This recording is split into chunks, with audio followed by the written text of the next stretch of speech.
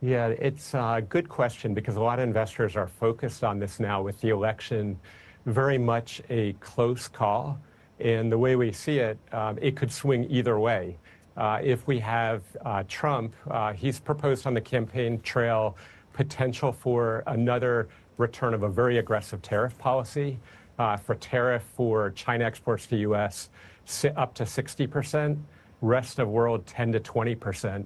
So in that case, you end up a regime of much higher tariffs or threat of tariffs again.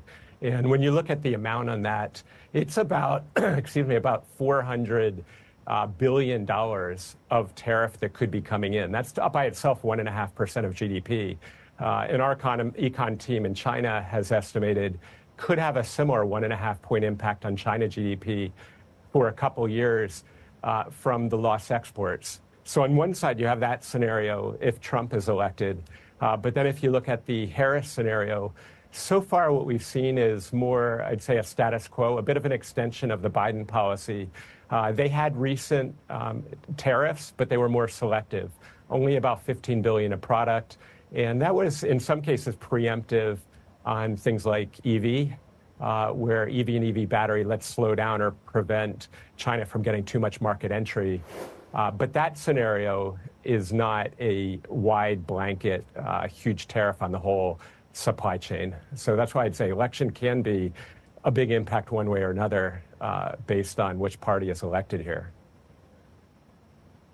What about industries? Which ones would be impacted the most? Because we've seen semiconductors getting singled out oftentimes. Yeah, so tech is right in the line of fire if we get into a trade war.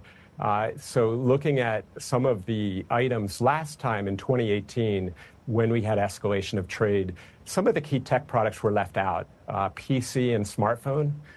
But the campaign trail, now it's just campaign trail, but what's being proposed is much more blanket, much more far-reaching tariffs on products.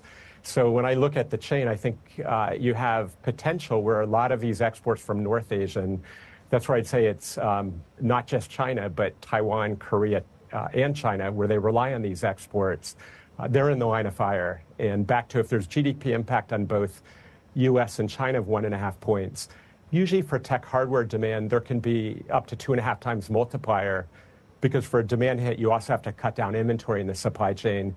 And you mentioned semiconductors, where Taiwan has the heavy exposure. Cyclically, there can be a 7-point. For each point of GDP, you can have a short-term 7-point impact. And that's largely because of the inventory cycle, that each layer of the chain has to respond to a temporary shock in demand.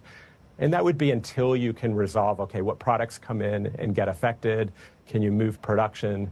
But you can have a short-term correction. That's what we saw in 2018.